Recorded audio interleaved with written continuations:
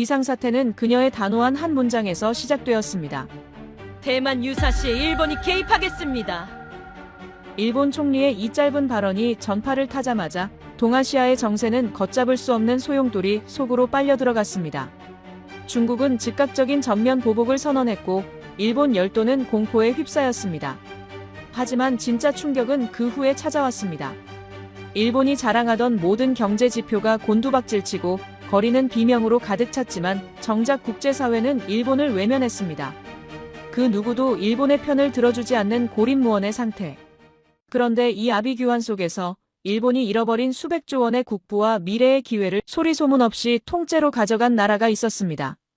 도쿄의 한 생방송 스튜디오, 저명한 국제정세 전문가는 생방송 도중 떨리는 목소리로 충격적인 진실을 폭로했습니다. 일본은 끝났습니다. 정신을 차리고 보니 승리자는 따로 있었습니다. 일본이 중국과 대립하며 피를 흘리는 동안 그 옆에서 조용히 팔짱을 끼고 이 거대한 싸움의 모든 전리품을 챙긴 나라. 일본의 관광객, 일본의 기업 투자, 심지어 미국의 신뢰까지 싹쓸이해버린 그 나라. 과연 일본의 불행을 자신의 거대한 기회로 바꾼 이 나라는 어디였을까요? 그리고 일본은 왜 꼼짝없이 당할 수밖에 없었을까요? 이 사건 뒤에는 세계 경제의 판도를 뒤흔들고 있는 그 나라의 무서운 저력과 치밀한 전략이 숨어 있습니다. 일본을 제치고 아시아의 새로운 맹주로 떠오른 이 나라의 정체, 그리고 현장에서 제가 목격한 통쾌한 진실을 지금부터 낱낱이 공개하겠습니다. 이야기 시작 전 여러분의 구독과 좋아요는 진실을 알리는데 큰 힘이 됩니다. 그날 오후, 저는 무거운 마음으로 도쿄 중심가에 위치한 방송국 스튜디오로 향했습니다. 일본의 운명을 결정짓는 날이 될지도 모른다는 예감이 저를 휘감고 있었습니다. 방송 시작 5분 전 스튜디오의 공기는 팽팽하게 당겨진 활시위 같았습니다. 메인 앵커석에 앉은 일본인 진행자 다나카 씨는 연신물을 들이키며 긴장한 기색이 역력했지만 눈빛만은 묘한 기대감으로 번들거리고 있었습니다. 저는 제자리에 앉아 넥타이를 고쳐 매며 생각했습니다. 이 사람들은 아직도 꿈을 꾸고 있구나 라고 말이죠. 30년 넘게 도쿄의 대학에서 국제정세를 가르쳐온 외국인 교수로서 저는 일본 사회 특유의 그 근거 없는 낙관을 너무나 잘 알고 있었습니다. 큐사인이 떨어지고 카메라에 빨간 불이 켜지자 다나카 앵커는 기다렸다는 듯 비장한 목소리로 오프닝을 열었습니다. 시청자 여러분, 일본이 드디어 깨어났습니다. 대만 유사시 자위대가 개입하겠다는 총리의 발언, 이것이야말로 진정한 강대국으로서의 리더십 아니겠습니까? 그는 제 쪽으로 몸을 돌리며 확신에 찬 표정으로 동의를 구했습니다. 교수님, 중국이 반발하고 있지만 이건 일본이 아시아의 맹주로서 당연히 해야 할 말을 한 것이죠. 드디어 일본다운 모습을 보여준 것 아닙니까? 저는 잠시 숨을 고른 뒤 차가울 정도로 냉정하게 입을 열었습니다. 다나카 씨, 죄송하지만 저는 그 의견에 전혀 동의할 수 없습니다. 지금 일본은 용기를 보여준 게 아닙니다. 감당하지도 못할 폭탄의 뇌관을 스스로 건드린 겁니다. 스튜디오의 분위기가 순식간에 얼어붙었습니다. 카메라 감독조차 당황한 듯 렌즈가 흔들리는 게 느껴졌습니다. 다나카 앵커의 얼굴에서 미소가 사라지고 당혹감이 스쳐 지나갔습니다. 폭탄이라니요? 우리에겐 미일 동맹이 있고 자위대의 전력도 막강합니다. 중국의 반발 정도는 예상했던 범위 아닙니까? 저는 준비해온 첫 번째 차트를 들어보였습니다. 그것은 단순한 외교적 마찰을 넘어선 일본 경제의 붕괴를 예고하는 지표였습니다. 문제는 총리의 의도가 아닙니다. 일본에게는 지금 그 말을 책임질 힘이 없다는 사실입니다. 중국의 반응을 보십시오. 그들은 일본 총리를 대등한 국가 원수로 대우하며 분노한 게 아닙니다. 고작 지방의 총영사를 내세워 SNS로 조롱했습니다. 이것이 무엇을 의미하는지 아십니까? 중국은 이제 일본을 정면으로 상대할 가치조차 없는 그저 훈계나 해야 할 대상으로 보고 있다는 뜻입니다. 제 말에 다나카 앵커는 자존심이 상한 듯 얼굴을 붉혔습니다. 하지만 저는 멈추지 않았습니다. 현실을 직시하게 만드는 것이야말로 제가 이 자리에 나온 이유였으니까요. 그리고 그 무시의 대가는 즉각적인 경제 보복으로 돌아왔습니다. 총리의 발언이 나온 지 불과 24시간 만에 중국 정부는 사실상의 일본 여행 금지령을 내렸습니다. 핑계는 다양했죠. 방사능 오염수, 지진 위험, 치안 불안. 하지만 이것은 철저히 계산된 전략입니다. 그 결과가 어떻습니까? 어제 하루 동안 취소된 일본행 항공권만 50만 건이 넘습니다. 50만 건이라는 숫자가 나오자 스태프들 사이에서 탄식이 터져나왔습니다. 다나카 앵커도 믿을 수 없다는 듯 말을 더듬었습니다. 50만 건이요? 설마 하루 만에? 저는 고개를 끄덕이며 쐐기를 박았습니다. 네, 맞습니다. 일본의 관광산업은 GDP의 10%를 차지합니다.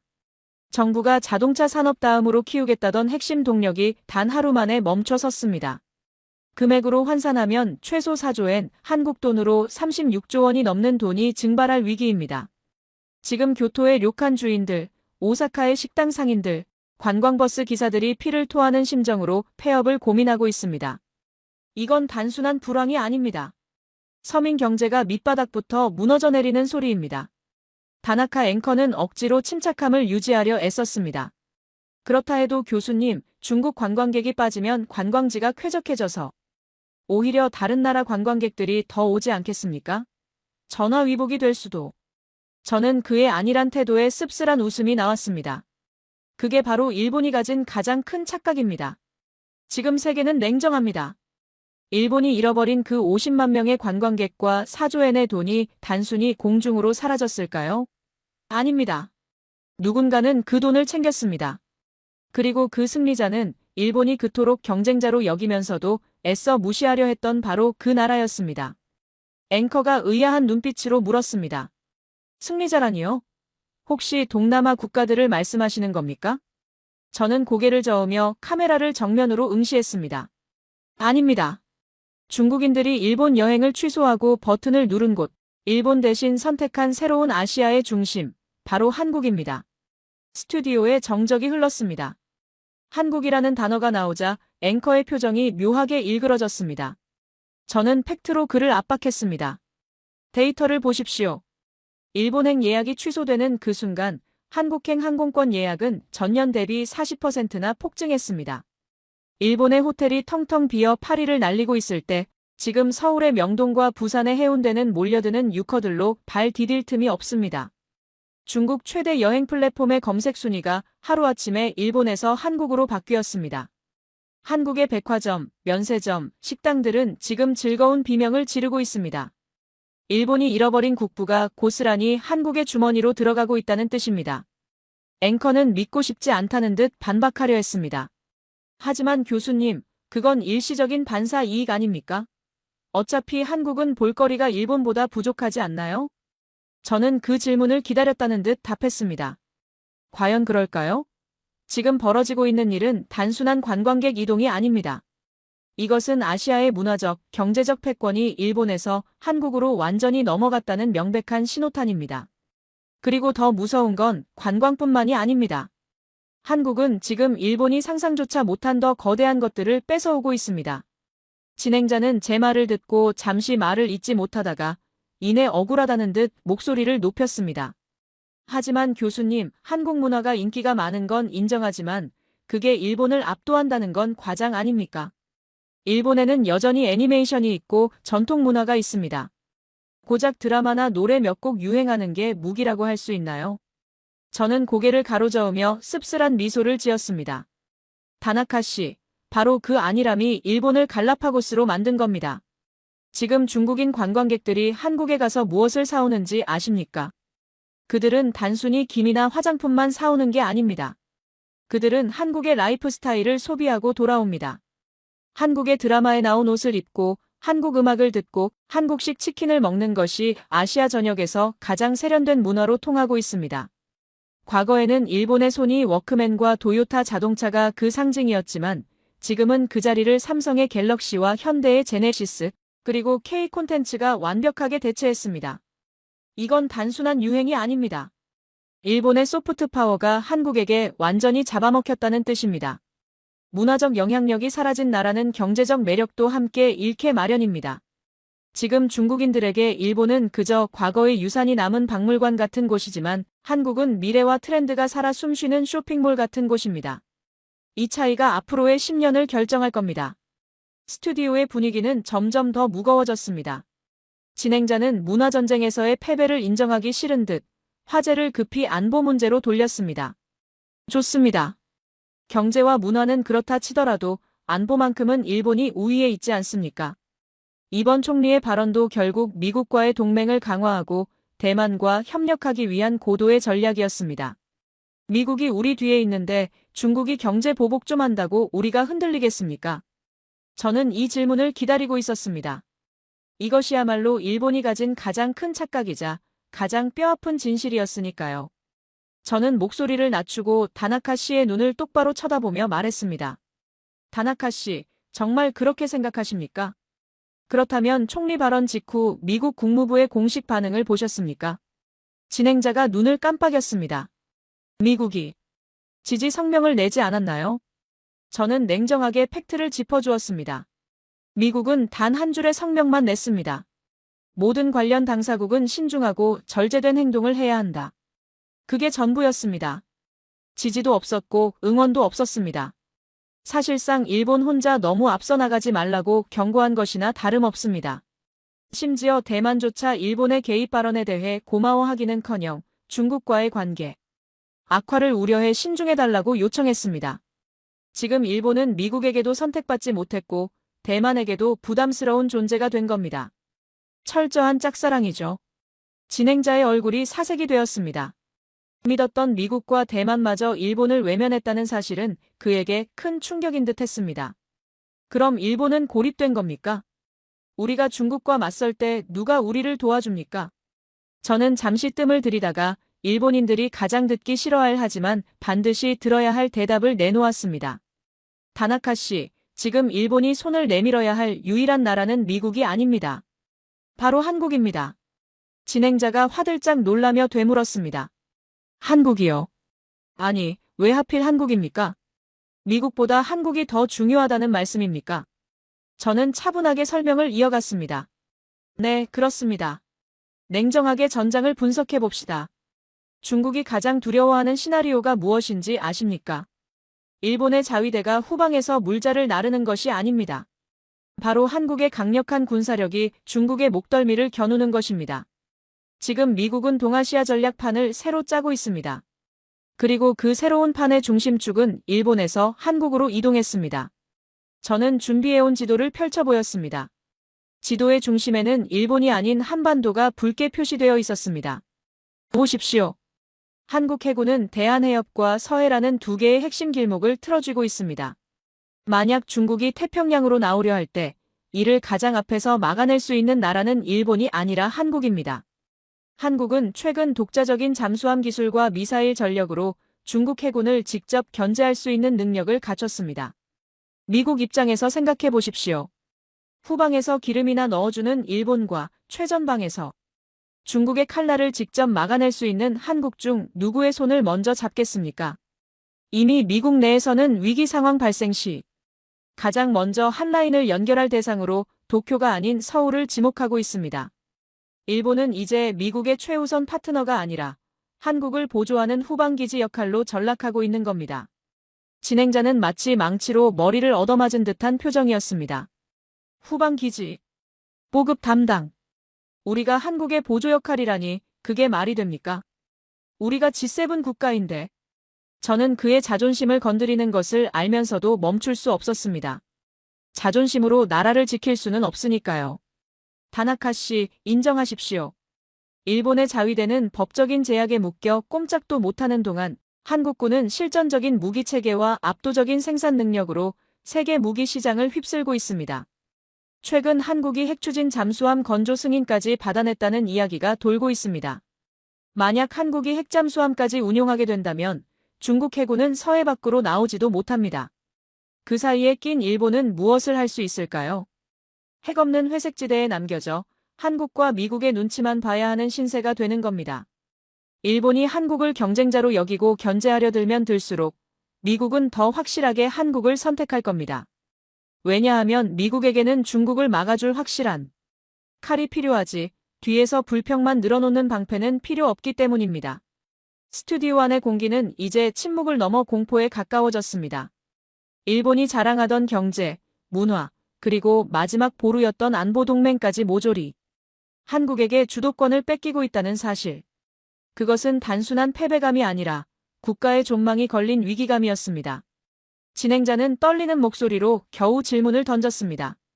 교수님, 그렇다면 일본은 지금 완전히 무시당하고 있는 겁니까? 중국 해경선이 센카쿠 열도를 침범했을 때 우리가 아무것도 못했던 것도 그래서입니까?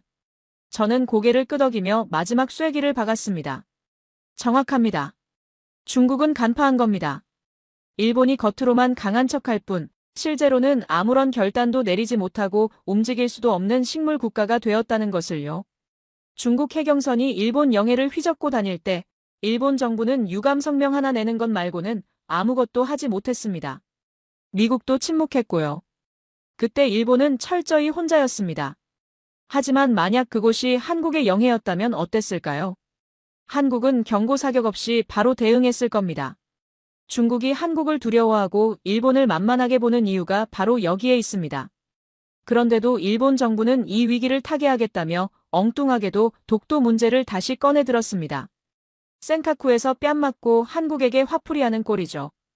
이게 얼마나 어리석은 짓인지, 그리고 이 행동이 일본을 더 깊은 수렁으로 밀어넣고 있는지 아직도 모르시겠습니까? 진행자는 제 말에 입술을 깨물며 잠시 침묵했습니다. 센카쿠 열도에서 중국에 밀린 분풀이를 한국의 독도에 하고 있다는 제 지적이 너무나 뼈아팠기 때문일 겁니다. 그는 억울한 듯 덜덜 떨리는 목소리로 반박했습니다. 하지만 교수님, 다케시마. 아니, 독도 문제는 영토 주권의 문제입니다. 상황이 어렵다고 해서 주장을 굽힐 수는 없지 않습니까? 저는 책상을 가볍게 두드리며 단호하게 말을 끊었습니다. 다나카 씨, 지금 상황 파악이 안 되십니까? 주권도 나라가 온전할 때 챙길 수 있는 겁니다. 지금 일본은 거대한 쓰나미 앞에 서 있습니다. 중국이라는 파도가 덮쳐오는데 둑을 쌓을 생각은 안 하고 옆집 한국의 담벼락을 걷어차고 있는 꼴입니다. 지금 일본이 한국을 자극해서 얻을 수 있는 게 도대체 무엇입니까? 한국을 적대국으로 돌리면 일본은 중국과 한국 사이에 끼어 고립무원이 됩니다. 그건 자살행위나 다름없습니다. 하지만 제가 진짜 절망하는 이유는 외교적 고립이 아닙니다. 일본 내부에서 이미 조용하지만 치명적인 붕괴가 시작되었다는 사실 때문입니다. 진행자가 불안한 눈빛으로 물었습니다. 내부 붕괴라니요? 무슨 뜻입니까? 저는 서류 가방에서 새로운 보고서를 꺼내 들었습니다. 그것은 일본 경제산업성이 1급 기밀로 취급하고 싶어 할 만한 적나라한 데이터였습니다. 다나카 씨, 일본 기업들이 지금 무슨 생각을 하고 있는지 아십니까? 그들은 정부를 믿지 않습니다. 이번 중국의 경제 보복 사태를 보면서 일본 경영자들은 한 가지 결론을 내렸습니다. 일본에 공장을 두는 것은 리스크다. 라고 말이죠. 일본의 전력 비용은 10년 사이 2배가 올랐고 규제는 OECD 국가 중 가장 느리고 답답합니다. 게다가 이제는 지정학적 위험까지 터졌습니다. 기업들은 생존을 위해 일본 탈출을 서두르고 있습니다. 진행자는 믿을 수 없다는 듯 고개를 저었습니다. 탈출이라니요? 우리 기업들이 조국을 버린다는 말입니까? 설마 아니 중국으로 가겠습니까? 저는 차분하게 설명했습니다. 당연히 중국으로는 못 가죠. 그렇다고 미국으로 가자니 인건비와 운영비가 너무 비쌉니다. 대만은 어떻습니까? 일본과 똑같이 중국의 위협을 받는 화약고입니다. 동남아는 기술 인프라가 턱없이 부족하고요. 그렇다면 기업들이 선택할 수 있는 마지막 피난처, 기술과 인프라가 완벽하면서도 가장 안전한 곳은 어디일까요? 저는 잠시 뜸을 들인 뒤 진행자의 눈을 직시하며 답을 던졌습니다. 그 답은 이번에도 한국입니다. 진행자가 헛숨을 들이켰습니다. 또 한국입니까? 도대체 왜 일본 기업들이 경쟁국인 한국으로 간다는 겁니까? 저는 구체적인 사례들을 나열하기 시작했습니다. 다나카 씨, 혹시 도쿄오카 공업이라는 회사를 아십니까? 반도체 핵심 소재인 포토레지스트 세계 1위 기업입니다. 이 회사가 지금 어디에 공장을 짓고 있는지 아세요? 바로 한국의 평택입니다. 이비덴, 도쿄일렉트론, 이데미츠코산. 이름만 대면 알만한 일본의 기술 기업들이 줄지어 한국행 비행기에 오르고 있습니다. 2024년 기준 일본의 한국 직접 투자액이 전년 대비 무려 375%나 폭증했습니다. 이건 단순한 투자가 아닙니다. 일본의 제조업 기반이 한국으로 이사가고 있다는 뜻입니다. 진행자는 충격을 받은 듯 멍하니 중얼거렸습니다. 375%라니. 왜 하필 한국입니까? 우리가 2019년에 수출 규제까지 하면서 견제했던 나라 아닙니까? 저는 씁쓸한 미소를 지으며 말했습니다. 바로 그겁니다. 2019년에 그 어리석은 수출 규제가 부메랑이 되어 돌아온 겁니다. 당시 일본 정부는 반도체 소재 3종의 한국 수출을 막으면 한국 경제가 무릎 꿇을 거라고 착각했습니다. 하지만 결과는 어땠습니까? 한국 기업들은 1년도 안 되어 보란 듯이 국산화에 성공했습니다. 솔브레인, 동진세미캠 같은 한국 기업들이 초고순도 불산과 포토레지스트를 자체 생산해냈죠. 오히려 일본 기업들만 가장 큰 고객인 삼성과 하이닉스를 잃을 위기에 처했습니다. 일본 기업들은 그때 뼈저리게 깨달은 겁니다. 정치 논리에 휘둘리는 일본에 있다가는 굶어 죽겠구나. 그래서 그들은 아예 한국에 공장을 짓고 메이드 인 코리아를 찍어 납품하기로 결심한 겁니다. 일본 정부가 한국을 죽이려고 던진 칼이 오히려 일본 기업들을 한국으로 내몰고 한국의 반도체 생태계만 완벽하게 만들어준 꼴이 되었습니다. 진행자는 할 말을 잃은 듯 고개를 떨궜습니다. 자존심이 상하는 것을 넘어 일본의 정책 실패가 얼마나 처참한 결과를 낳았는지 직면했기 때문입니다.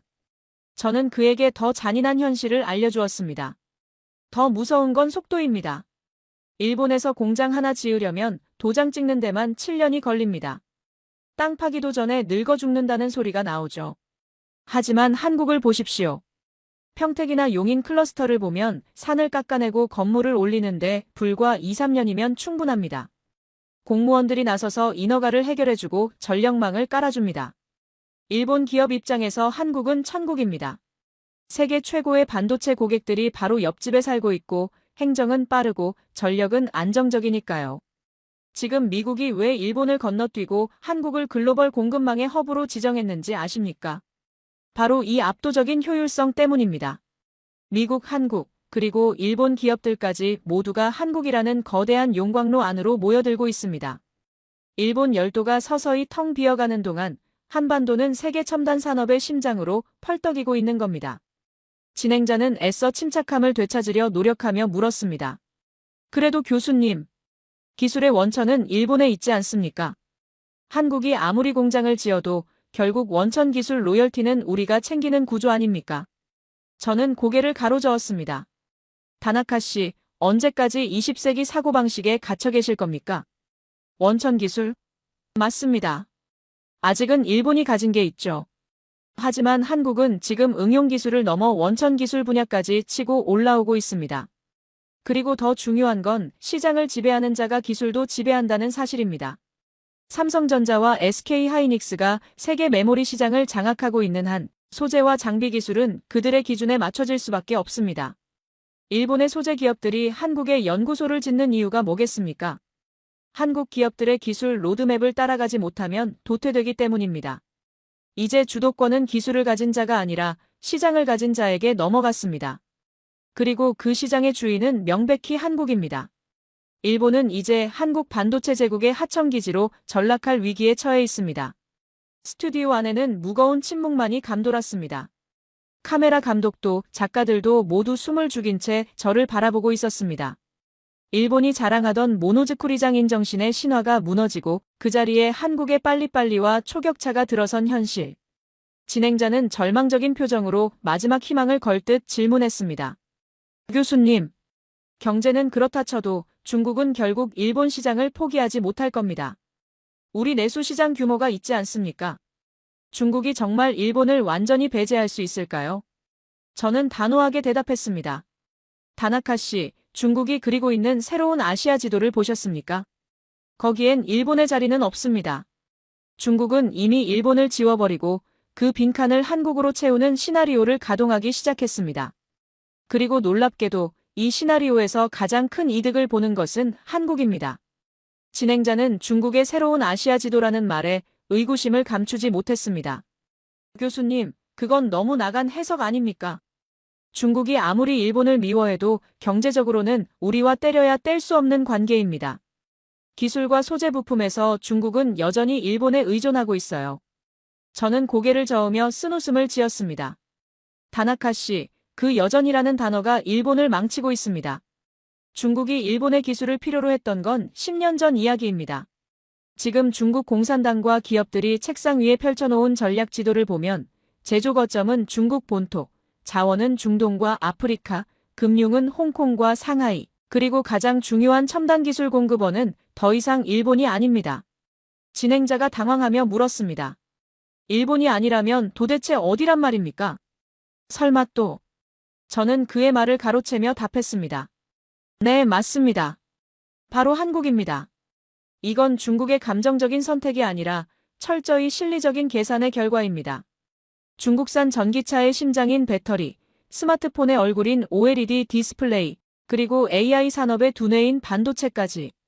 중국이 미래 산업을 위해 반드시 수입해야 하는 핵심 중간재 시장에서 한국산 점유율이 일본산을 완전히 압도했습니다. 중국 기업들 입장에서 일본은 비싸고 느리고 이제는 낡은 기술을 가진 파트너일 뿐이지만 한국은 가장 앞서 있고 빠르며 대량 공급이 가능한 최적의 파트너가 된 것입니다. 저는 스튜디오의 모니터에 충격적인 뉴스 자료 하나를 띄웠습니다. 다나카 씨, 며칠 전 중국 외교부 대변인이 일본의 독도 망언에 대해 발표한 성명을 보셨습니까? 진행자는 고개를 갸웃거렸습니다. 독도 문제에 중국이 끼어들었습니까? 그건 한일 간의 문제인데. 저는 자료를 읽어내려갔습니다. 중국 외교부는 일본의 다케시마 영유권 주장을 악성 언행이라고 규정하며 단호히 반대한다고 발표했습니다. 이건 외교가에서 전례를 찾기 힘든 사건입니다. 중국은 그동안 한일 갈등을 방관하거나 은근히 즐기는 입장이었지 이렇게 노골적으로 한국 편을 들며 일본을 비난한 적은 없습니다. 진행자의 눈이 휘둥그레졌습니다. 중국이 한국 편을 든다고요? 도대체 왜 그런 짓을? 저는 핵심을 찔렀습니다. 중국의 의도는 명확합니다. 일본 고립 작전입니다. 중국은 일본을 아시아의 왕따로 만들고 그 반대급부로 한국을 자신의 경제권과 영향력 안으로 끌어들이려는 겁니다. 중국은 알고 있습니다. 일본은 이제 미국 없이는 아무것도 못하는 껍데기지만 한국은 독자적인 기술과 군사력을 가진 반드시 내 편으로 만들어야 할 캐스팅 보터라는 사실을 말이죠. 진행자는 믿기 힘들다는 표정으로 중얼거렸습니다. 우리가 껍데기라니요. 그래도 일본은 G7 국가이고 경제대국입니다. 한국과는 체급이 다릅니다. 저는 이제 그에게 가장 잔인한 진실, 즉 국가의 격이 바뀌었다는 사실을 말해줘야 했습니다. 다나카 씨, 체급이 다르다는 말에는 동의합니다. 하지만 그 방향은 당신의 생각과는 정반대입니다. 지금 전 세계에서 진정한 의미의 풀세트 국가가 어디인지 아십니까? 진행자가 되물었습니다. 풀세트 국가라면 모든 산업을 다 갖춘 나라를 말하는 건가요? 저는 손가락을 하나씩 펴며 설명했습니다. 첫째, 세계 시장을 지배하는 첨단 제조업, 즉 반도체와 자동차, 조선업을 모두 가진 나라. 둘째, 독자적인 무기 체계로 육해공 전력을 자체 생산하고 수출까지 하는 군사 강국. 셋째, 전 세계인의 마음을 움직이는 문화 콘텐츠 파워를 가진 나라. 이 세 가지를 완벽하게 갖춘 나라는 지구상에 딱 두 곳뿐입니다. 하나는 미국이고 나머지 하나는 바로 한국입니다. 일본은 어떻습니까? 자동차는 전기차 전환에 늦었고 반도체는 몰락했으며 조선업은 한국에 밀려난 지 오래입니다. 군사력은 어떻습니까?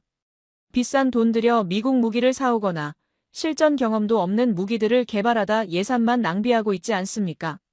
스튜디오의 분위기는 참담했습니다. 누구도 제 말에 반박하지 못했습니다. 저는 더욱 구체적인 사례로 압박했습니다. 한국의 방산 수출을 보십시오. K2 전차는 폴란드의 주력 전차가 되었고 K9 자주포는 전 세계 자주포 시장의 절반을 장악했습니다. FA-50 경공격기는 동남아와 유럽 하늘을 날고 있습니다. 한국은 단순히 물건을 파는 게 아닙니다. 안보와 신뢰를 팔고 있습니다. 전쟁 중인 나라들이, 위기에 처한 나라들이 일본이 아닌 한국의 무기를 찾는다는 것, 이것이 바로 국력의 증거입니다.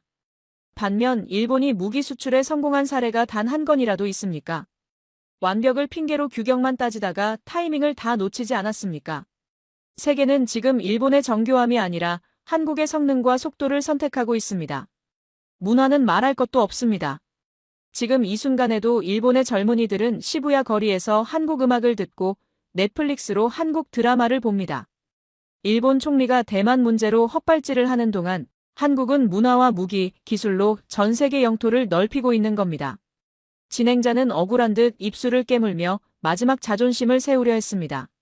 하지만 교수님, 안보는 결국 미국입니다. 미국과의 동맹 관계에서 일본의 지위는 한국보다 높지 않습니까? 우리는 쿼드의 핵심 멤버이고 미국이 가장 신뢰하는 동맹입니다. 한국은 중국과도 교역하고 미국과도 교역하는 박쥐 같은 나라 아닙니까? 저는 고개를 가로저으며 냉정하게 말했습니다. 다나카 씨, 그 박쥐 외교가 바로 한국의 능력입니다. 한국은 미국에게는 중국을 견제할 핵심 군사 파트너이고 중국에게는 대체 불가능한 기술 파트너입니다. 양쪽 모두 한국을 필요로 하기 때문에 한국은 그 사이에서 국익을 극대화할 수 있는 겁니다. 반면 일본은 어떻습니까? 미국 뒤에 숨어서 중국을 향해 짓기만 하다가 정작 중국이 몽둥이를 들면 미국이 도와주기만을 기다리는 처지 아닙니까? 미국도 바보가 아닙니다. 최근 미국이 한국의 핵잠수함 보유를 묵인하려는 움직임, 그리고 반도체법에서 한국 기업들에게 특혜를 주는 이유가 뭐겠습니까? 유사시 중국과 실제로 싸울 수 있는 나라, 중국을 기술적으로 압박할 수 있는 나라는 일본이 아니라 한국이라는 것을 펜타곤과 백악관이 인정한 겁니다. 저는 잠시 말을 멈추고 진행자와 카메라를 번갈아 보며 결론을 내리듯 말했습니다. 다나카 씨, 일본이 대만 유사시 개입하겠다고 선언했을 때 미국은 속으로 박수를 쳤을까요? 아니요, 혀를 찼을 겁니다. 능력도 안 되면서 긁어부스럼만 만든다고 생각했겠죠. 지금 동아시아의 안보 지도에서 일본은 점점 병참 기지로 축소되고 있고 한국은 전략적 거점으로 격상되고 있습니다. 일본이 잃어버린 30년 동안 잠자고 있을 때 한국은 뼈를 깎는 구조조정과 혁신으로 괴물이 되어 돌아왔습니다. 이제 일본이 한국을 내려다보던 시대는 완전히 끝났습니다. 지금이라도 이 현실을 인정하지 않으면 일본은 G7의 말석조차 지키기 힘든 이류 국가로 전락할 것입니다. 이미 중국과 미국, 전 세계의 투자자들은 일본이 아닌 한국의 베팅을 끝냈습니다. 지금 이 방송을 보고 계신 일본 국민 여러분, 분하십니까? 억울하십니까? 그렇다면 현실을 직시하십시오. 지금 일본이 살 길은 과거의 영광에 취해 한국을 무시하는 게 아니라 한국이 어떻게 저런 기적을 이뤘는지 배우고 그들의 손을 잡는 것뿐입니다. 진행자의 얼굴은 흑빛이 되었습니다. 방송 초반에 당당했던 기세는 온데간데 없고 패배감과 두려움이 뒤섞인 눈빛으로 저를 바라보았습니다. 그는 떨리는 목소리로 물었습니다. 한국의 손을 잡으라니. 그게 일본의 유일한 살 길이란 말입니까? 우리가 한국에게 고개를 숙여야 한다는 겁니까? 저는 차가운 침묵 속에 마지막 파트를 위한 숨을 골랐습니다. 이제 일본에게 남은 선택지는 단 하나밖에 없었기 때문입니다. 진행자의 질문은 절박했습니다. 한국에게 고개를 숙여야 하느냐는 그 물음에는 지난 100년간 아시아의 맹주로 군림했던 일본의 마지막 자존심이 담겨 있었습니다. 스튜디오의 모든 조명이 저를 비추고 있었고 저는 이 순간이 오늘 방송의 하이라이트이자 일본 사회에 던지는 가장 강력한 메시지가 될 것임을 직감했습니다. 저는 천천히 고개를 저으며 부드럽지만 단호한 어조로 입을 열었습니다. 다나카 씨, 이건 굴복이나 패배를 인정하라는 뜻이 아닙니다. 생존을 위한 선택을 하라는 겁니다. 지금 일본에게 남은 길은 딱 두 가지뿐입니다. 하나는 끝까지 자존심만 내세우며 한국을 경쟁자로 여기다가 야금야금 시장과 기술, 인재를 모두 빼앗기고 고립되어 서서히 가라앉는 길입니다. 그리고 다른 하나는 현실을 인정하고 한국과 손을 잡아서 최소한 동아시아의 두 번째 축으로서의 지위라도 지켜내는 길입니다. 진행자가 멍한 표정으로 되물었습니다. 두 번째 축이라니요? 우리가 한국의 보조자가 된다는 말입니까? 저는 고개를 끄덕였습니다. 네, 그렇습니다. 인정하기 힘들겠지만 지난 150년의 역사가 뒤집혔습니다. 메이지 유신 이후 처음으로 한국이 일본보다 앞서 나가는 시대가 열린 겁니다. 다나카 씨, 1997년을 기억하십니까? 한국이 IMF 외환위기를 맞았을 때 일본의 언론과 전문가들은 뭐라고 했습니까? 한국은 이제 끝났다. 영원히 이류 국가로 남을 것이다. 라며 비웃고 자금을 회수하지 않았습니까? 그때 일본은 전자산업 세계 1위라는 달콤한 꿈에 취해 있었죠. 하지만 그 순간이 갈림길이었습니다. 한국은 뼈를 깎고 살을 도려내는 구조조정으로 부실 기업을 정리하고 IT와 인터넷이라는 새로운 세상에 모든 것을 걸었습니다. 온 국민이 금을 모으며 나라를 다시 세웠습니다. 반면 일본은 어땠습니까? 잃어버린 20년, 30년 동안 정부가 돈을 풀어 좀비 기업들을 연명시키고 팩스와 도장에 집착하며 변화를 거부했습니다. 한국이 피눈물을 흘리며 괴물로 진화하는 동안 일본은 따뜻한 온실 안에서 서서히 늙어갔던 겁니다. 스튜디오에는 무거운 침묵이 감돌았습니다. 30년 전의 오만이 지금의 몰락을 불렀다는 사실에 그 누구도 반박하지 못했습니다. 저는 말을 이었습니다. 지금 한국을 보십시오. 삼성전자와 하이닉스는 일본 반도체 연합군이 덤벼도 이길 수 없는 거대한 성벽을 쌓았습니다. 현대차 그룹은 도요타가 주춤하는 사이 전기차와 수소차로 세계 3위가 되었습니다. 한강의 기적은 끝난 게 아닙니다. 지금은 한국의 역습이 완성되는 단계입니다. 다나카 씨, 일본이 살 길은 한국을 시기하는 게 아닙니다. 배워야 합니다. 왜 한국의 시스템이 일본보다 빠른지, 왜 한국의 콘텐츠가 세계를 매료시키는지, 왜 한국의 무기가 일본 무기보다 잘 팔리는지 철저하게 분석하고 인정해야 합니다. 그리고 정중하게 손을 내밀어야 합니다. 우리가 자본과 기초과학을 댈 테니 당신들의 제조 능력과 속도로 함께 시장을 먹자고 제안해야 합니다. 그것만이 일본 기업이 살고 일본 경제가 중국에 먹히지 않는 유일한 방법입니다. 한일 협력에서 주도권은 이미 서울로 넘어갔습니다. 도쿄는 이제 훌륭한 파트너가 되기를 자청해야 합니다. 진행자는 한참 동안 말을 잇지 못했습니다. 그의 눈시울이 붉어져 있었습니다. 평생을 믿어왔던 일본 1등 신화가 무너져 내리는 소리를 들었기 때문일 겁니다.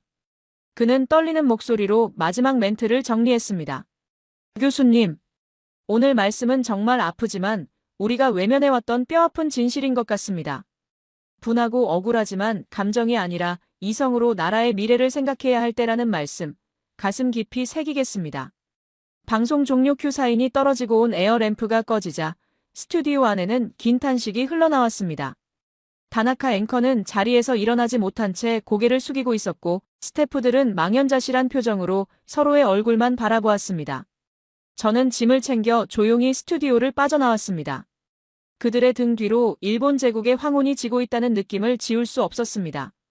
방송국 건물을 나서자 도쿄의 밤거리가 눈에 들어왔습니다. 화려한 네온 사인은 여전했지만 왠지 모르게 그 불빛들이 예전만큼 눈부시지 않아 보였습니다.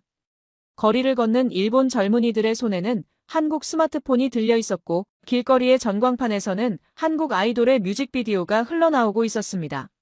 문득 며칠 전 다녀왔던 서울의 풍경이 떠올랐습니다. 밤이 늦도록 불이 꺼지지 않는 판교의 연구소들, 새벽까지 활기가 넘치는 동대문의 시장, 그리고 세계를 향해 뻗어나가는 인천공항의 분주함. 그곳에는 이곳 도쿄에서는 더 이상 느낄 수 없는 뜨거운 에너지와 치열함이 있었습니다. 저는 택시에 올라타며 생각했습니다. 세상은 변했습니다. 힘이 없으면 무시당하고 변화하지 않으면 도태된다는 냉혹한 진실을 한국은 스스로 증명해냈습니다. 일본 총리의 말 한마디가 불러온 이 나비 효과는 결국 아시아의 진짜 주인이 누구인지 전 세계에 각인시키는 계기가 되었습니다. 일본은 잃어버린 사조엔을 아까워하겠지만 그보다 더 큰 것은 한국이라는 나라가 보여준 국가의 품격과 저력이었습니다. 위기 속에서 기회를 낚아채고 남들이 비웃을 때 실력을 갈고 닦아 결국엔 승리자가 되는 나라. 저는 외국인이지만 그런 한국의 모습을 보며 경이로움을 넘어 깊은 존경심을 느낍니다. 택시 차창 밖으로 스카이트리가 멀어지고 있었습니다. 어쩌면 훗날 역사가들은 2024년의 오늘을 일본의 시대가 저물고 한국의 시대가 공식적으로 시작된 날로 기록할지도 모르겠습니다. 그리고 저는 그 역사의 현장에서 승리하는 나라의 편에 서서 진실을 말할 수 있었음에 감사했습니다. 일본이 깊은 잠에서 깨어나 한국을 배우려 할 때쯤이면 한국은 이미 저 멀리 일본이 닿을 수 없는 더 높은 곳으로 비상해 있을 것입니다. 그것이 제가 확신하는 동아시아의 미래입니다. 오늘의 이야기는 여기까지입니다. 일본의 몰락과 그 틈을 타 비상하는 한국의 모습, 어떻게 보셨나요? 위기를 기회로 바꾸는 대한민국 국민의 저력에 다시 한번 가슴이 뜨거워집니다. 저들이 우리를 질투하고 견제할수록 우리는 실력으로 그들을 압도하면 됩니다. 한국의 눈부신 미래를 응원하신다면 구독과 좋아요 부탁드립니다. 여러분의 자랑스러운 댓글은 영상 제작에 큰 힘이 됩니다. 저는 내일 더 감동적이고 통쾌한 소식으로 다시 찾아오겠습니다. 시청해주셔서 감사합니다. 한국은 아무것도 못한다. 사흘 전 일본 총리가 국회에서 이렇게 말한 순간 도쿄는 자신들이 이겼다고 확신했죠. 하지만 단 36시간. 중국의 전면 제재, 유럽 7개국의 공동성명, 일본 금융시장 11% 폭락. 총리는 결국 굳은 표정으로 또 한 번 마이크를 잡았습니다. 대마도 문제는 설명이 필요하다. 그 직후 한국이 공개한 세 가지는 일본을 완전히 침묵시켰습니다. 해협 통제율 99.3%, 17세기 막부 원본지도, 내각이 40년 봉인했던 귀속 근거 불충분 문서. 자료가 공개될수록 총리의 얼굴은 창백해졌고 31년간 금기였던 이유가 드러났죠. 그리고 마지막에 그녀는 거의 속삭이듯 말했습니다. 한국은 이미 다 알고 있었다. 지금부터 일본 정부가 패닉에 빠진 그 진짜 이유를 공개합니다. 저는 44년을 살면서 동아시아 정치를 분석해온 스위스 출신의 국제전략가 레오나르도 브렘너입니다. 지난 20년간 저는 180개 이상의 국가를 방문했고 2,000명 이상의 정책 결정자들과 대화를 나눴습니다. 제 보고서는 유럽 8개국의 의회에서 인용되었고 UN 안보리 회의에서 제 분석이 정책으로 채택된 적도 여러 번입니다. 하지만 그 모든 경험이 저를 한 가지 확신으로 이끌었었습니다. 동아시아의 중심축은 일본이고 한국은 그 주변의 중견국일 뿐이라는 것이었죠. 인천공항을 빠져나온 건 오전 11시 35분이었습니다. 택시 안에서 핸드폰을 켠 순간 뉴스피드가 한국 정부의 공식 성명으로 가득 찼어요. 대마도 문제에 대한 한국의 입장을 국제사회에 공개한다는 내용이었습니다. 저는 웃음이 나왔어요. 한국이 대마도를 논한다? 그럴 이유가 어디 있을까요? 역사적으로 일본의 영토이고 국제법상으로도 이미 결정된 사안인데 말입니다. 그런데 공항 리무진이 서울 강남으로 향하는 고속도로에 들어선 지 30분쯤 지났을 때 낯선 전화가 울렸습니다. 발신자는 한정우 처장이었어요. 한국국토해양대응센터 처장이라고 자신을 소개한 그 사람은 목소리로 긴장감을 전했습니다. 브렘너 교수님, 곧 뵙겠습니다. 센터로 오시는 길이죠? 저는 얼떨떨했어요. 한국 정부에서 공항 픽업까지 준비했다니요. 뭔가 이 방문이 생각보다 훨씬 큰 일이었던 건가 싶었습니다. 국토해양대응센터는 서울 외곽의 회색 건물이었습니다. 보안 게이트를 통과하자마자 한정우 처장이 나와 악수를 했어요. 그의 손은 차가웠고 눈빛은 침착했습니다. 교수님, 지금부터 보여드릴 자료들이 있습니다. 정확히 36시간 뒤에 국제사회에서 어떤 반응이 일어날지 미리 이해하기 위해서입니다. 그 말이 무슨 뜻인지 저는 몰랐습니다. 하지만 그를 따라 지하 3층의 브리핑룸으로 내려갔어요. 벽면 전체가 모니터로 덮인 그 공간에 저는 숨이 멎었습니다. 해상위성 이미지, 실시간 선박 추적 데이터, 일본 에너지 수송선의 항로 기록. 한정우 처장은 차분하게 설명했습니다. 이것이 지난 10년간 대마도 인근 해협을 통과한 일본의 에너지 수송선입니다. 총 1만 1,247척.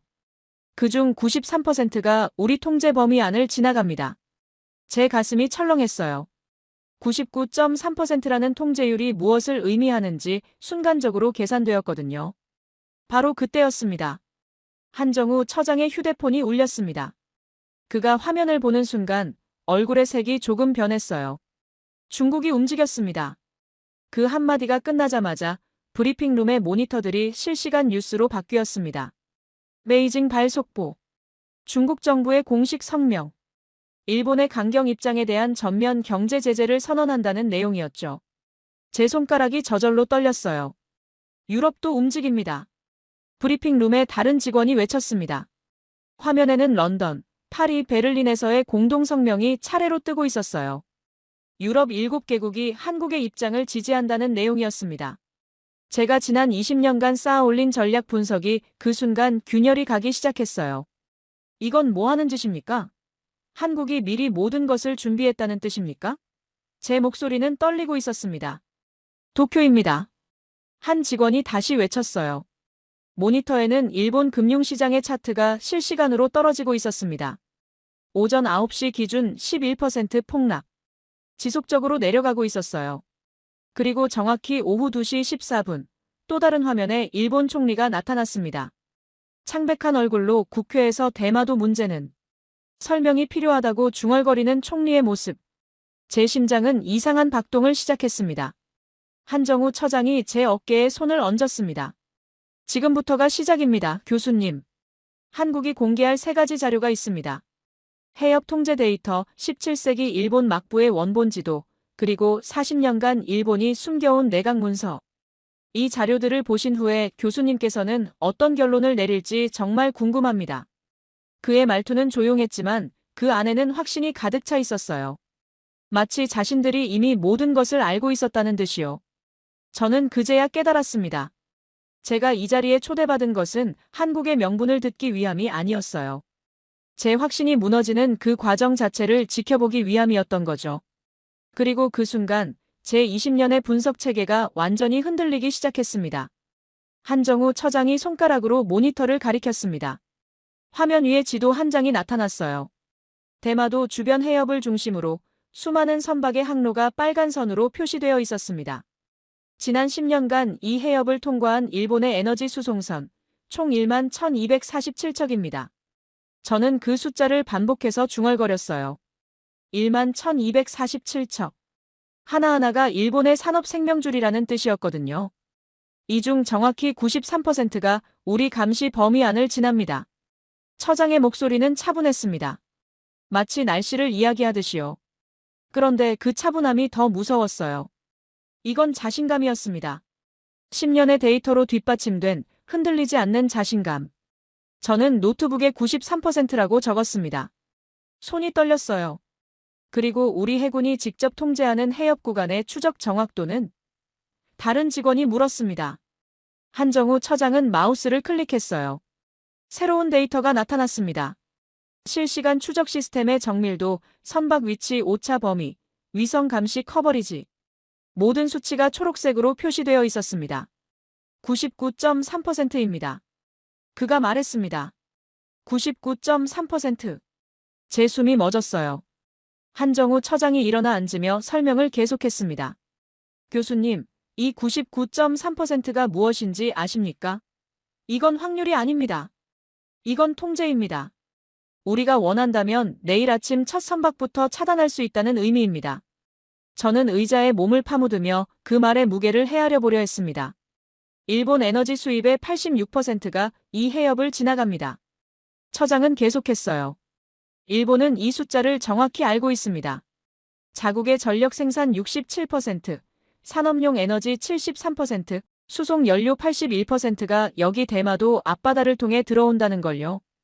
이 해협이 닫히면 일본은 숨을 쉴 수 없습니다. 모니터가 또 다른 차트를 띄웠습니다. 이번엔 시뮬레이션 자료였어요. 해협 차단 24시간 후. 일본 제조업 생산량 41% 급락. 전자제품 수출 거의 중단. 석유화학 공장 연쇄 폐쇄. 48시간 후. 자동차 산업 72% 가동 중단.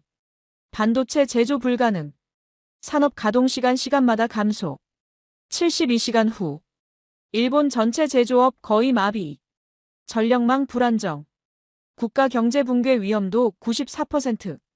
저는 그 숫자들을 보면서 비로소 깨달았어요. 이게 단순한 영토 분쟁이 아니었다는 걸요. 이건 일본의 숨통을 쥐는 것이었습니다. 절대로 공개할 수 없는 약점이었어요. 한정우 처장이 의자에 돌아앉으며 말했습니다. 일본 정부는 1983년 내각회의에서 이 수치를 정확히 계산했습니다. 대마도 문제가 분쟁이 된다면 일본이 절대 불리하다는 결론에 도달했어요. 그래서 40년을 침묵했습니다. 침묵이 유일한 방어책이었거든요. 말을 꺼내는 순간 자신들의 약점을 드러내는 것이니까요. 저는 그제야 깨달았습니다. 일본이 왜 이 문제를 국제무대에서 절대 꺼내지 않았는지를.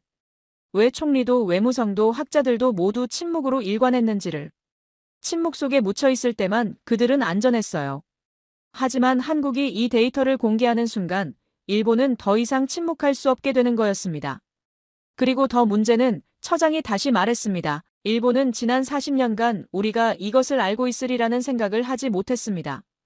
그들은 자신들만 알고 있다고 믿었어요. 하지만 우리는 단지 알고만 있던 게 아닙니다. 우리는 입증했습니다. 확인했습니다. 그리고 지금 세계에 공개하려 합니다. 모니터에는 일본 총리의 오후 뉴스 브리핑이 나타났어요. 창백한 얼굴로 설명이 필요하다고 중얼거리는 그의 목소리. 제 손가락이 저절로 떨렸습니다. 이제 이해가 됩니다. 그 여자가 왜 그렇게 창백했는지를요. 한정우 처장이 손을 들어 누군가를 불렀습니다. 문이 열리자 군복을 입은 남자가 들어섰어요.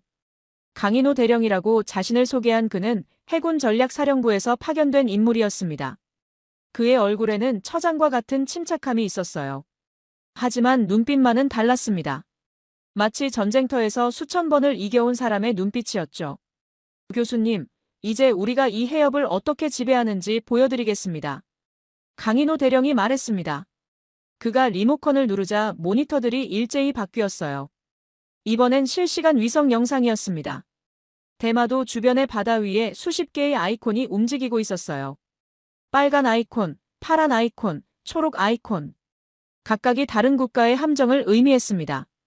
저 빨간 아이콘들이 일본 자위대 함정입니다. 현재 대마도 인근에 있는 함정 12척. 모두 우리가 실시간으로 추적 중입니다. 강인호 대령의 손가락이 화면 위를 움직였어요. 함정의 종류 1명, 장착된 무기체계, 현재 항속력, 예상 진로. 이 모든 정보를 우리는 1초 단위로 갱신합니다. 저는 화면을 집중해서 봤습니다. 그 아이콘들이 움직일 때마다 옆에 떠오르는 정보들이 있었어요. DDG 17362, 훌류급 구축함, 현재 속도 18노트, 예상 위치 정확도 99%. 제 머리가 어지러웠습니다. 이건 단순한 감시가 아니었어요. 이건 완벽한 통제였습니다. 우리 감지 능력을 말씀드리자면 강인호 대령이 계속했습니다. 일본 군함 식별률은 99%입니다. 수심 800m 이하의 영해에서는 99.7%에 달합니다. 그리고 우리의 위치 추적 정확도는 반경 10m 이내입니다. 미국 위성 감시 정확도가 반경 50m인 것을 고려하면 우리가 일본 해역을 미국보다 더 정확하게 본다는 뜻입니다. 제 손에 흙이 나왔습니다. 진짜로요. 손이 그렇게 떨렸어요. 미국보다 정확하다고요? 그건 말이 되는 겁니까? 강인호 대령은 계속 설명했습니다. 더 중요한 건 반응 속도입니다. 우리가 일본 함정의 이상을 감지한 후 교전을 시작하기까지의 시간은 평균 3분 47초입니다. 일본이 우리를 감지하고 대응하기까지는 평균 8분 23초입니다. 우리가 항상 4분 36초 먼저 움직인다는 의미입니다. 모니터에 새로운 화면이 나타났어요. 한미 해상훈련 기록이었습니다. 지난 3년간의 합동훈련 데이터를 모두 담고 있었죠. 강인호 대령의 손가락이 그래프 위를 움직였습니다. 작전 지휘 효율성 평가에서 한국이 92점, 미국이 88점입니다. 상황 인식 능력은 한국이 94점, 미국이 87점입니다. 반응 속도는 한국이 96점, 미국이 89점입니다. 그것은 저는 말을 잃었어요. 강인호 대령이 웃음을 지었습니다. 교수님, 미국 교관들도 같은 표정을 합니다. 우리는 공식적으로 훈련 참가라고 부릅니다만 실제로는 한국이 미국을 지휘하고 있습니다. 지휘권 순서만 미국이 위일 뿐이죠. 저는 그 말의 함축을 이해하는 데 시간이 걸렸습니다. 이건 단순한 군사력 비교가 아니었어요. 이건 동북아 해상 통제권의 문제였습니다. 일본의 함정들을 미국보다 더 정확하게 추적하고 더 빠르게 대응하고 합동훈련에서 미국까지 지휘한다는 것이었죠. 강인호 대령이 마지막으로 말했습니다. 교수님, 이 데이터들이 공개되면 국제사회가 무엇을 깨달을까요? 저는 답할 수 없었어요. 하지만 강인호 대령은 이미 알고 있었던 듯 자신의 말을 이었습니다. 동북아의 관제탑은 일본이 아닙니다. 이미 오래전부터 한국입니다. 강인호 대령이 자리를 떴습니다. 그가 나가자마자 또 다른 사람이 들어섰어요. 여성이었습니다. 서지현 박사라고 자신을 소개한 그녀는 동아시아 역사학자였습니다. 서울대 동아시아 역사연구소 소장이라는 명함을 내밀었죠. 그런데 그녀의 표정은 다른 사람들과 완전히 달랐어요. 마치 무언가 깊은 비밀을 품고 있는 사람의 표정이었습니다. 눈빛에는 분노가 묻어났어요. 아니, 정확히 말하면 오랫동안 참아온 분노가 이제 터져나오려는 듯한 표정이었습니다. 교수님, 저는 지난 25년간 일본 막부 시대의 문서를 연구했습니다. 서지현 박사가 말을 시작했어요. 우리 역사학자들이 일본에 자주 가서 사료를 찾고 때로는 일본 도서관과 아카이브에서 미공개 문서를 발견합니다. 하지만 일본 정부가 특정 사료에 대해서는 절대 접근을 허용하지 않았어요. 대마도 관련 모든 문서들이었습니다. 우리는 그것이 매우 이상하다고 생각했습니다. 그녀가 노트북을 켰습니다. 화면에는 낡은 종이 한 장이 나타났어요. 일본식 필체로 쓰인 글자들이 빼곡했습니다. 1605년 도쿠가와 이에야스의 도장이 찍혀 있었죠. 서지현 박사가 설명했습니다. 이 문서는 에도시대 초기, 즉 약 420년 전 일본 막부가 대마도에 대해 내린 공식 입장입니다. 우리가 이것을 입수하는 데만 8년이 걸렸습니다. 모니터에 번역된 문장이 떠올랐어요. 한글로 된 글귀였습니다. 제 눈이 그 문장 위에서 멈췄습니다. 대마도는 조선의 울타리 섬이다. 우리는 이를 사용할 수 있으나 완전한 소유를 주장할 수 없다. 조선과의 안정을 위해 이 사실은 대외적으로 공표하지 않는다. 저는 화면 앞에서 일어섰습니다. 의식적으로요. 제 다리가 자동으로 나를 세워 올렸어요. 서지현 박사는 계속했습니다. 교수님, 이 문장이 무엇을 의미하는지 아십니까? 일본 자신들이 420년 전에 대마도가 조선의 영토라는 것을 인정했다는 뜻입니다. 단지 사용만 할 수 있다고 말한 거예요. 소유가 아니라요. 더 많은 문서들이 나타났습니다. 1643년 도쿠가와 이에미츠가 남긴 기록, 1712년 쇼군의 비밀 지침, 1847년 막부 외교 담당자들이 남긴 회의록, 모두 같은 내용을 반복하고 있었어요. 대마도는 조선의 영토이며 일본은 단지 행정 편의상 관리할 뿐이라는 내용이었습니다. 그런데 왜 제 목소리가 떨렸습니다. 이런 문서가 지금까지 숨겨져 있었습니까? 서지현 박사가 웃음을 지었어요. 하지만 그것은 슬픈 웃음이었습니다. 1868년 메이지 유신 이후입니다. 일본이 근대화하면서 이 사료들을 발견한 겁니다. 그리고 그들은 선택했어요. 이 문서들을 세상에 공개할 수도 있었지만 공개하지 않기로 결정한 거죠. 왜냐하면 공개하는 순간 그들의 영토 주장이 무너지기 때문입니다. 모니터에 지도가 떠올랐습니다. 17세기 일본 막부가 제작한 지도였어요. 그런데 이 지도는 일반에 공개된 지도와 완전히 달랐습니다. 대마도가 다른 색으로 칠해져 있었거든요. 조선 영토를 나타내는 색깔 그대로였습니다. 이 지도는 일본 도쿠가와 미술관 지하 창고에 있었습니다. 서지현 박사가 설명했어요. 공식 기록에는 존재하지 않는 지도입니다. 하지만 당시 막부 관리들이 내부용으로 제작한 진짜 지도였어요. 공식적으로는 대마도가 일본 영토라고 주장하면서도 내부적으로는 그렇지 않다는 것을 알고 있었던 거죠. 저는 의자에 다시 앉았습니다. 천천히요. 마치 주변의 공기가 훨씬 무거워진 것처럼 느껴졌거든요. 서지현 박사가 계속했습니다. 교수님, 이것이 왜 중요한지 말씀드리겠습니다. 이 문서들이 공개되면 국제법상 대마도의 귀속 문제는 단순한 분쟁이 아닌 일본의 거짓말 폭로가 됩니다.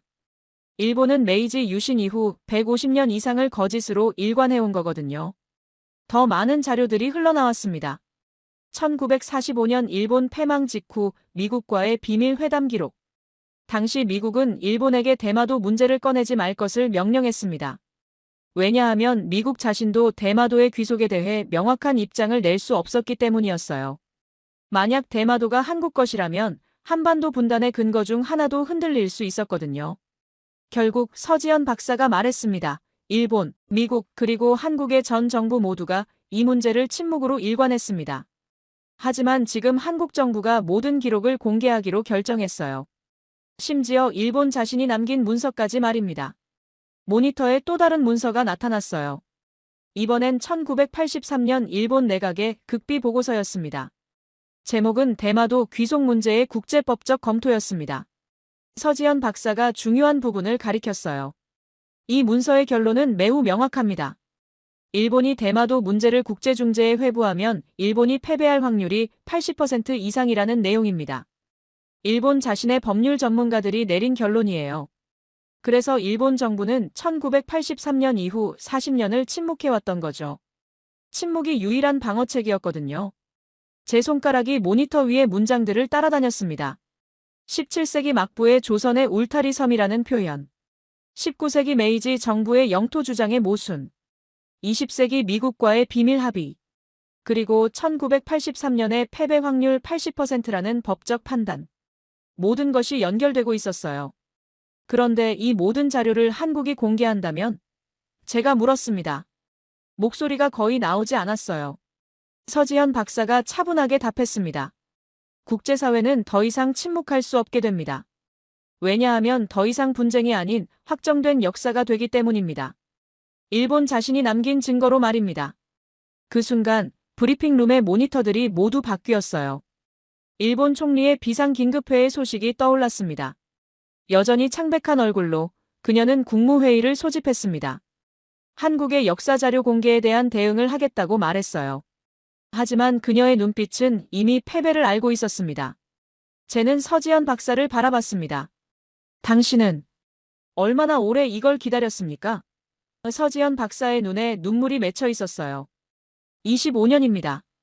25년을 기다렸습니다. 서지현 박사가 자리를 떴습니다. 그녀가 문을 나가며 남긴 표정은 여전히 슬펐어요. 마치 오랫동안 품어온 짐을 겨우 내려놓는 사람의 표정이었습니다. 그 순간 한정우 처장이 노트북을 켰습니다. 화면에는 영상통화 화면이 떠올랐어요. 상대방의 모습은 흐릿하게 처리되어 있었습니다. 익명 처리된 것이었죠. 이분은 일본 외무성에서 40년을 근무하신 전직 국장입니다. 한정우 처장이 말했습니다. 대마도 문제와 관련된 모든 협상과 논의를 직접 담당하셨던 분이에요. 지금 이분이 한국 정부에 제출하신 증언 자료가 있습니다.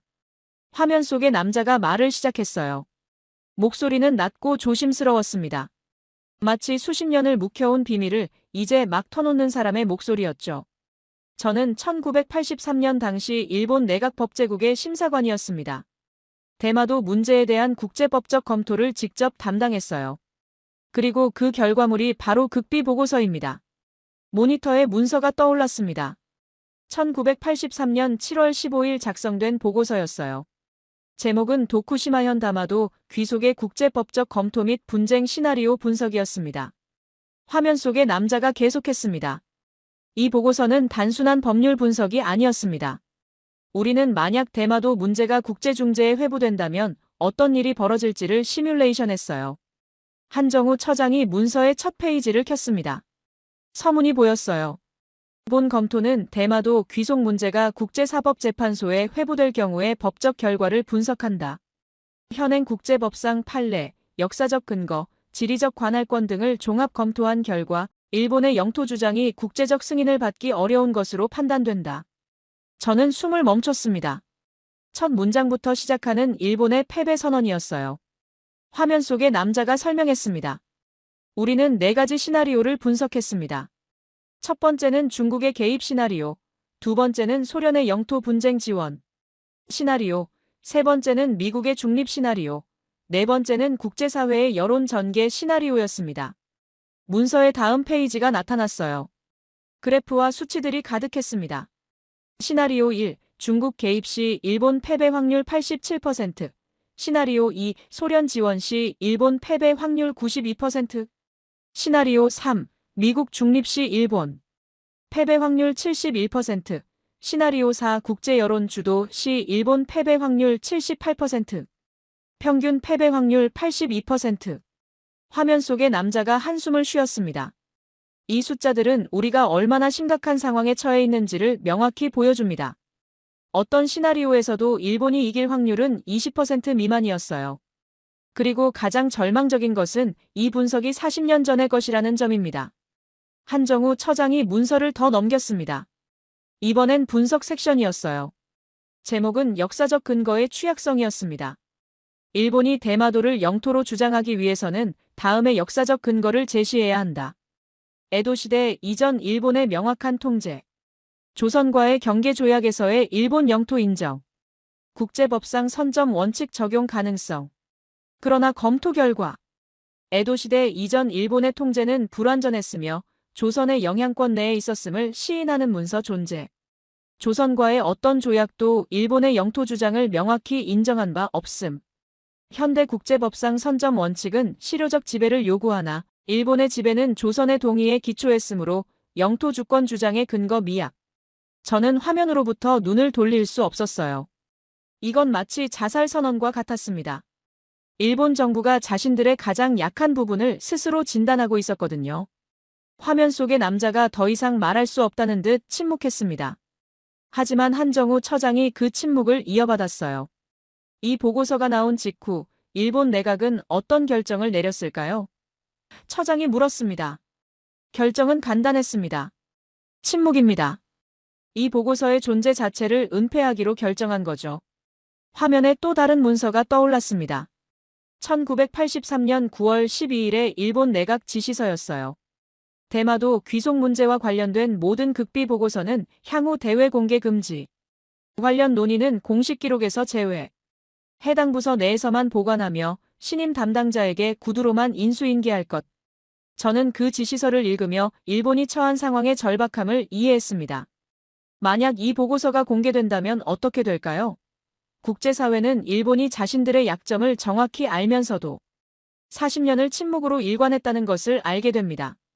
그건 단순한 영토 분쟁이 아니었어요. 그건 조직적인 거짓말이었습니다.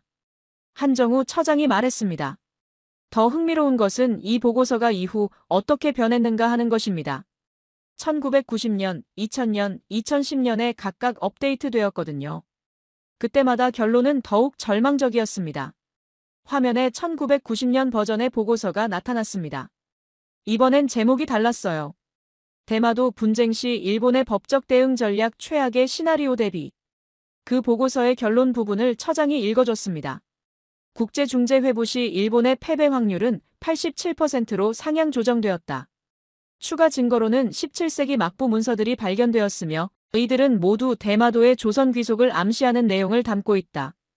따라서 현 상태에서 국제중재는 회부해서는 안 된다. 2000년 버전이 이어졌습니다.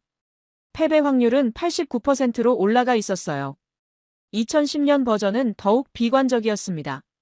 패배 확률 91%, 그리고 이런 구절이 있었습니다. 현 상태에서 국제중재는 회부할 수 없다. 이미 패배는 확정되었으며 단지 공식 패배 선언을 회피하고 있을 뿐이다. 화면 속의 남자가 다시 입을 열었습니다. 목소리는 더욱 약해져 있었어요. 저는 1983년부터 2020년까지 37년간 이 문제를 다뤘습니다. 그 37년 동안 제가 목격한 것은 절망입니다. 정부는 알고 있었어요. 우리가 이길 수 없다는 것을. 하지만 말할 수 없었습니다. 왜냐하면 말하는 순간 국가의 신뢰도가 무너지기 때문입니다. 저는 그 말이 가져오는 무게를 느껴야 했어요. 일본 정부는 이미 40년 전에 자신들의 패배를 알고 있었습니다. 그리고 그동안 침묵으로 일관했던 거죠. 침묵만이 유일한 방어책이었기 때문입니다. 하지만 지금 한국이 이 모든 자료를 공개하려고 하고 있었어요. 한정우 처장이 최종적으로 말했습니다. 교수님, 이제 이해가 되시겠지요? 일본이 왜 침묵했는지, 왜 40년을 이 문제를 꺼내지 않았는지. 그들은 알고 있었습니다. 자신들이 이길 수 없다는 것을. 그리고 그것이 얼마나 무서운 일인지도요. 브리핑룸의 모니터들이 모두 바뀌었습니다. 일본 도쿄 거래소의 실시간 차트가 떠올랐어요. 여전히 떨어지고 있었습니다. 지금은 12% 폭락. 그리고 도쿄 증권거래소의 속보에는 여러 대형 기업들의 주가가 동시에 하락하고 있었습니다. 투자자들은 벌써 알고 있었던 거예요. 일본이 패배한다는 것을요. 제 손은 여전히 떨리고 있었습니다. 왜냐하면 이제 저는 마지막 진실을 깨닫고 있었거든요. 일본이 침묵한 이유는 단순히 약점을 숨기기 위함이 아니었어요. 그건 시간을 버는 것이었습니다. 40년의 시간을. 그 시간 동안 국제정치는 변했고 한국은 성장했으며 세계의 힘의 균형은 재편되었습니다. 그리고 이제 그 시간이 끝났습니다. 한정우 처장이 또 다른 사람을 불렀습니다. 이번엔 경제분석가였어요. 삼성경제연구소의 국제경제팀장이라고 소개된 그는 노트북을 켰습니다. 화면에는 복잡한 경제 데이터들이 떠올랐어요. 생산량 그래프, 수출 통계, 에너지 비용, 공급망 구조. 모든 것이 색깔 있는 선들로 얽혀 있었습니다. 경제팀장의 목소리는 담담했습니다. 마치 죽음의 선고를 하는 의사의 목소리처럼요. 교수님, 우리가 대마도 해협을 24시간 차단한다면 어떤 일이 벌어질까요? 그가 물었습니다.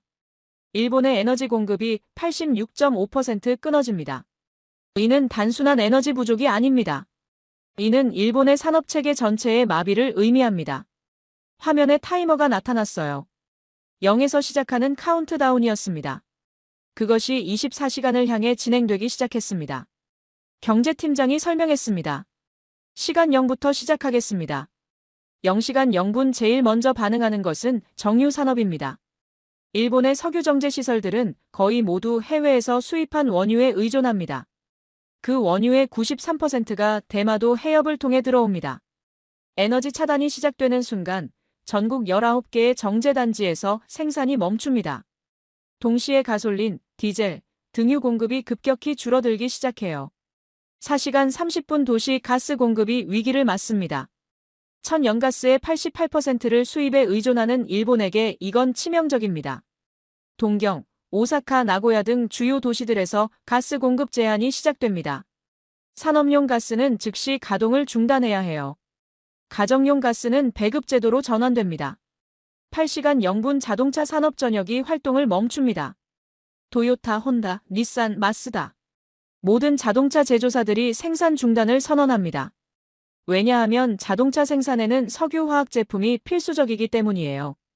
엔진 부품의 금속 처리부터 시작해서 타이어, 배터리, 심지어 내장재까지 모두 석유화학 산업에 의존하고 있습니다. 이 산업이 멈추자 자동차 산업도 함께 무너집니다. 같은 시간에 일본 국내 자동차 생산량은 전년 대비 41% 급락합니다. 12시간 0분 전자산업이 위험 신호를 보내기 시작합니다. 반도체 공장들이 냉각 시스템을 가동할 수 없게 되거든요. 반도체 제조는 극도의 온도 조절이 필요한데 이를 위해서는 엄청난 양의 냉각수와 냉매가 필요합니다. 모두 에너지를 먹는 과정입니다. 첫 번째 반도체 공장이 생산 중단을 선언합니다. 소니, 삼성의 경쟁사